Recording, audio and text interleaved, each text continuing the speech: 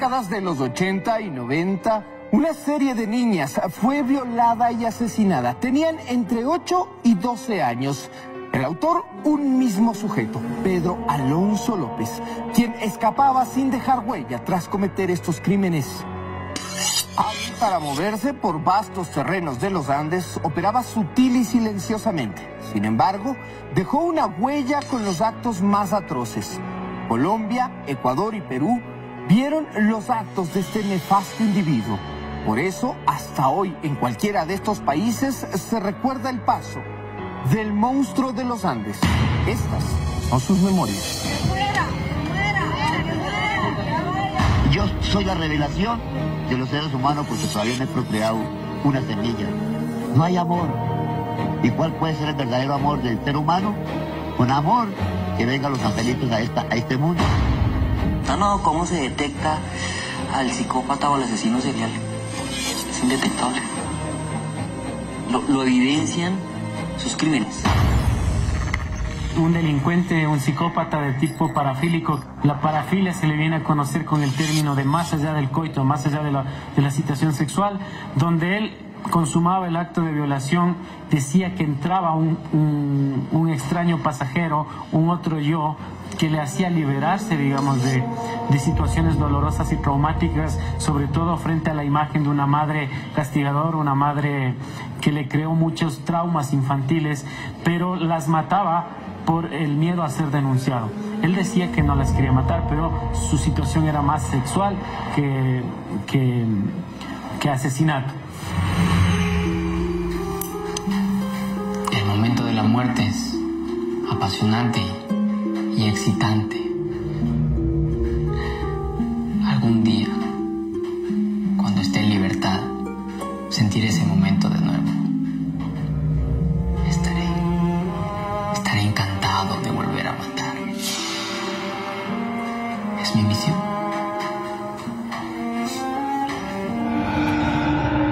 Hijo de una prostituta y un padre asesinado 6 meses antes de su nacimiento, tuvo una infancia marcada por la violencia y el desamor. Fue el séptimo de 3 hermanos. A los 9 años fue descubierto por su madre tratando de tener relaciones sexuales con su hermana menor. Razón para que a tan temprana edad fuera excluido del hogar. A partir de ahí, López vivió como indigente en Bogotá y fue abusado sexualmente en las calles de esta ciudad. Esta situación de que la madre se prostituya, incluso Pedro Alonso López en su relato y en su anamnesis que tenemos delictiva, narra de que eso fue momentos que le dejaron marcado de por vida cuando la madre llegaba con varias parejas sexuales. E incluso él empezó ya con la masturbación compulsiva a temprana edad. ¿Por qué? Porque escuchaba gemidos, escuchaba situaciones de violencia sexual sobre su madre y aparte lo asociaba con el maltrato que sufría cotidianamente frente a su madre. Pedro Alonso López nació en Tolima, en Colombia. Su infancia fue muy traumática, incluso su madre golpeaba bastante a Pedro Alonso López cuando era muy chico, le sometía a ahogamientos en el agua, le quemaba las manos, incluso le amarraba en los árboles donde le golpeaba y tenía miedo, la madre decía en sus relatos, a que viole a sus hermanos. Pues, ¿qué quiere decir? De que sus conductas ya nos estaban avisando desde una infancia que podía detonar en un posible violador en potencia. Yo me tenía mucho pesar porque cuando le iban a dar las leñeras tenía que yo varias veces defenderlo, porque eso era dele duro como que era dándole a un caballo. Él me quería, sino que lo trastabillado del diablo que tenía en la cabeza era que pensaba robarme la niña. Que él quería robarse a esa niña porque era muy bonita y que él no quería que se fuera a su vida a manos de un hombre para que le diera maltrato. En cambio en el cielo quedaba mejor. Cuando yo vi eso fue que me dije yo, pero válgame Dios, la que me libré yo con él. A los 18 años de edad, López fue encerrado por hurto. En la cárcel fue violado por 3 presos, hecho que desató su sed de venganza y días después asesina a sus 3 agresores.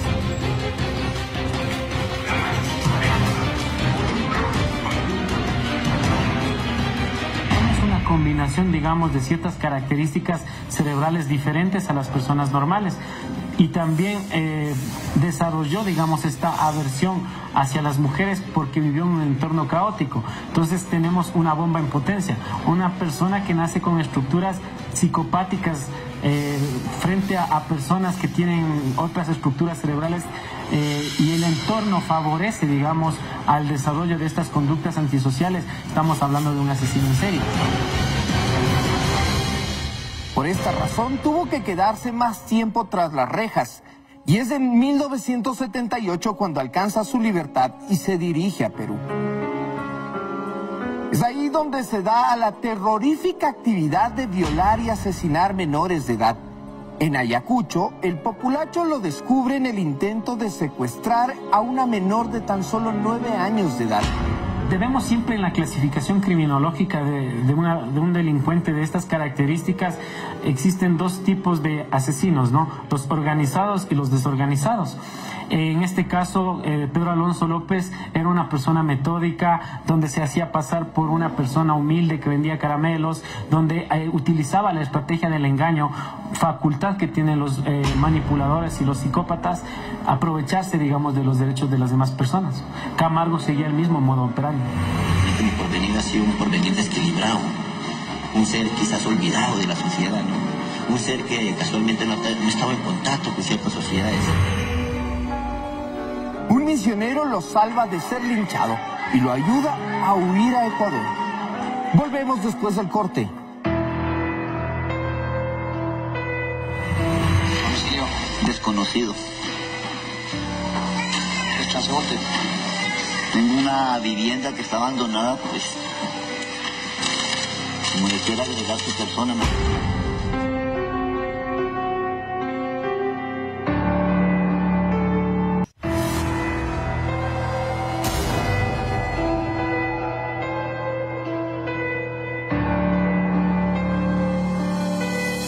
En nuestro país, López se radica en Ambato. En esa ciudad, al poco tiempo de su llegada, empiezan a ocurrir una serie de desapariciones, en su mayoría mujeres menores de edad. Este hecho se atribuye en un inicio a la trata de personas. No obstante, en abril de 1980, una inundación desentierra los restos de 4 niñas. Las autoridades reabren entonces las investigaciones en el caso de las personas desaparecidas. El mismo año se produce una escena dramática. López es capturado en Ecuador. En su confesión, el monstruo de los Andes reconoce había asesinado por lo menos a 300 niñas y adolescentes en Ecuador, Colombia y Perú. En nuestro país, en la provincia de Tungurahua, había localizado un terreno baldío, en el cual sepultó a 53 de sus víctimas. Nosotros, como familia de una de las víctimas, 350 niñas, solamente aquí en la provincia de Tungurahua nos dejó un dolor eterno. Con una sonrisa y con silencio dijo, sí, ella es Ivanova, la niña de pelo dorado. A ella la dejé cerca de una caseta. Ella pedía y lloraba mucho, ¿no? Recordaba incluso lo que la niña le decía antes de que la estrangularan. Su pensamiento es una ley. Él en su situación incluso tiende a tratar de justificar y racionalizar de que él es un justiciero y de que prefiere que una niña de estas características muera para que no sufra en un mundo hostil. Es oposicionista, intransigente e incorrelacionable. En su aspecto sexual, que es el motor o modus operandi de este personaje, dice que tiene una dificultad en la identificación sexual, sentimientos de culpa por actividades masturbatorias. Incluso debemos comprender que la masturbación, cuando es excesiva, es también considerada como una adicción. Después de consumir, al igual que un adicto que deja de consumir por varios días, años o meses y recae, tiene un vacío tremendo y un sentimiento de culpa. Él incluso después de un acto de masturbación tendía a este sentimiento de culpa de que esto es un pecado, que estoy haciendo cosas malas, pero no me podía controlar. Tiene una dificultad de dirigir y controlar impulsos sexuales, sexualidad conflictiva, rasgos sádicos, ¿no? Es una persona que somete a las demás y verle simplemente sufrir le satisface sexualmente a él. Preocupación por aspectos homosexuales latentes, trastornos psicosexuales. Es inmaduro, es narcisista y tiene un diagnóstico de la personalidad antisocial con rasgos preesquizofrénicos, donde los psiquiatras de esta época llegaban a este diagnóstico porque Pedro Alonso López afirmaba de que tenía una persona que le obligaba a cometer esos dos actos. Tú solías llevar un archivo de los nombres de las muchachas. No, nada de archivo, unas anotaciones donde mi compañero de causa, o sea, mi compañero de andanza, me enseñaba las infracciones que él cometía, ¿no? Para que a mí no se me borrara esos sitios, entonces yo hacía unas anotaciones. Y eso me sirvió para darle una mejor investigación a los hechos, a la infracción de los hechos, por parte de lo que estoy impune, ¿no? Cometido el hecho, ¿cómo enterraban a los cuerpos? Eso quedaba sin ejecutado. ¿Cómo es eso? Así como cuando se muere un semimoviente animal, ¿no? Le echaban paja. Eso, lo hacía a la intemperie. Quizás para cometer el hecho, tal vez se seleccionaba a la persona o a la persona que asomaba. Como usted lo acaba de decir, a esa persona que asomaba. ¿Qué les decían? Bueno, yo no sabía esto sobre el estupro, la morbosidad. Aprendí. Tengo remordimiento, arrepentimiento, tengo remordimiento, arrepentimiento y conciencia. Lo que hice, pero no solo. Me enseñaron. Más, el que me enseña, pues, como no estaba de acuerdo del sacrificio, yo me veo obligado, por ir a intenso dolor, a hacerme justicia con mis propias manos. En el transcurso de los 4 días de yo haber victimado a Jorge Patiño, es cuando ya le digo a la justicia, y creo un delator, ¿no?, ante la justicia, sobre el hecho. Lo demás ya proviene, digamos, por tantas publicidades. Carlina Poveda se dirigía al mercado local de Ambato con su hija de 12 años de la mano cuando un hombre desconocido intentó raptar a la pequeña. Con la ayuda de los transeúntes se capturó al sujeto antes de que pudiera escapar. La policía en su primera conclusión afirmó que habían atrapado a un loco.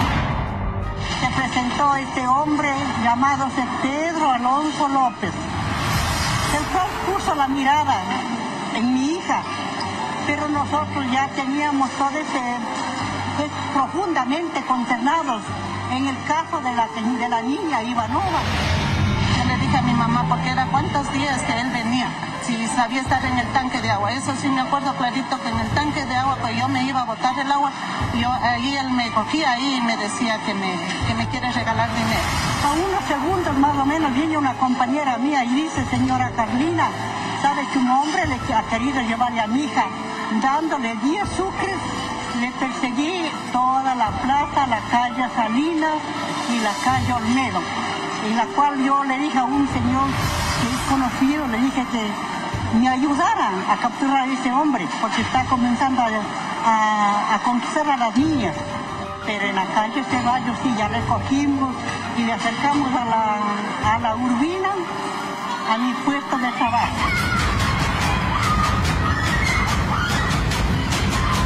López se negó a cooperar con las autoridades y permaneció en silencio.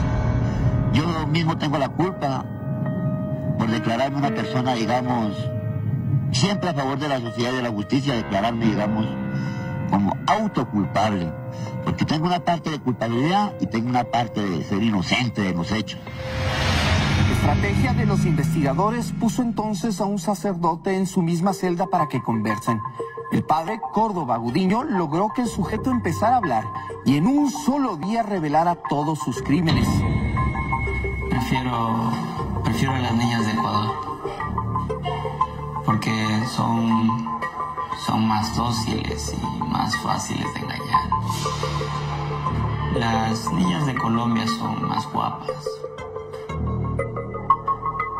pero desconfían mucho de los extraños. Aunque sí logré matar a algunas de ellas. Deberían premiarme por eso. Fue tal el horror de estos relatos que el religioso no pudo escucharlos y pidió que le sacaran de la celda. Volvemos después del corte. No saco pecho ni me creo más que los demás. Yo soy igualito ante todo.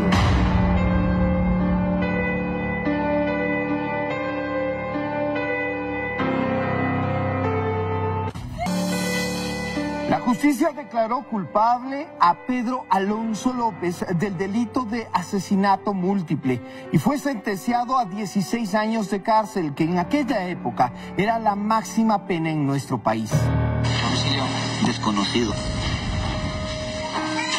Transporte. Tengo una vivienda que está abandonada, pues, como le quiera agregar su persona, ¿no? ¿Cuándo ingresó usted al país? En el año 73. Un psicópata es demasiado manipulador e inteligente. Tienden a alegar enajenación mental, retraso mental, que no estuvo en las condiciones volitivas, o sea, de su voluntad, y tienden a fingir enfermedades mentales.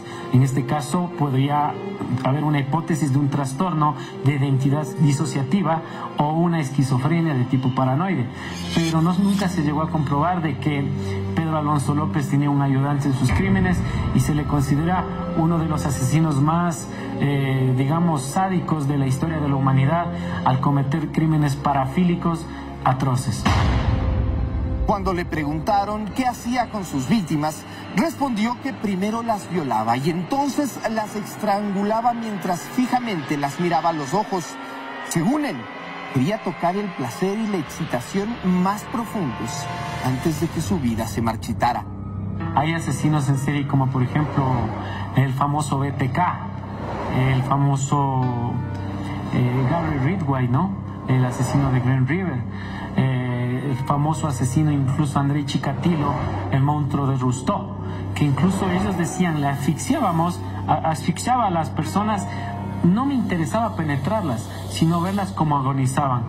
Ya antes de matarlas las reanimaba de nuevo para volverlas a asfixiar, y eso me llenaba de un placer intenso.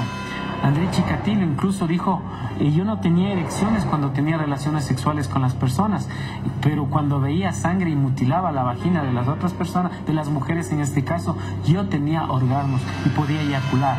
Entonces tenemos a ver que existe una perversión, una situación parafílica anormal en esta composición psíquica de los psicópatas de este modus operandi. Yo siempre mataba de día, ya que de este modo podía ver cómo se le apagaba la luz de los ojos, poco a poco, a las niñas, hasta perder sus vidas.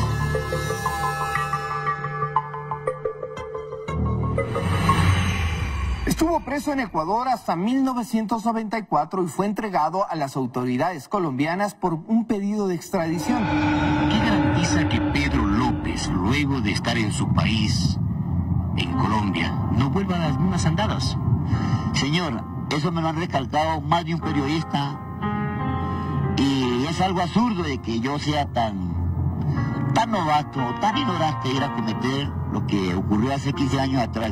La prensa ecuatoriana se interesó en el proceso de deportación de Pedro Alonso López, más conocido como el monstruo de los Andes, para asegurarse que abandone el país. Fue trasladado desde el Centro de Rehabilitación de Quito hasta Ibarra, ciudad donde cometió sus primeros delitos. El intendente de esa ciudad firmó la deportación. Inmediatamente fue puesto a órdenes de las autoridades de migración del Ecuador. Mi mamá se llama Dora Benita López. Todos los trámites se trataba de hacerlos en el menor tiempo posible para evitar que Pedro López sea linchado por la población. El monstruo de los Andes fue trasladado a Tulcán bajo estrictas normas de seguridad. Ha transcurrido 21 años desde que este sujeto abandonó su país, 14 de los cuales permaneció recluido en las cárceles ecuatorianas. El monstruo de los Andes fue entregado a las autoridades de Colombia. No se sabe con certeza cuál será su destino.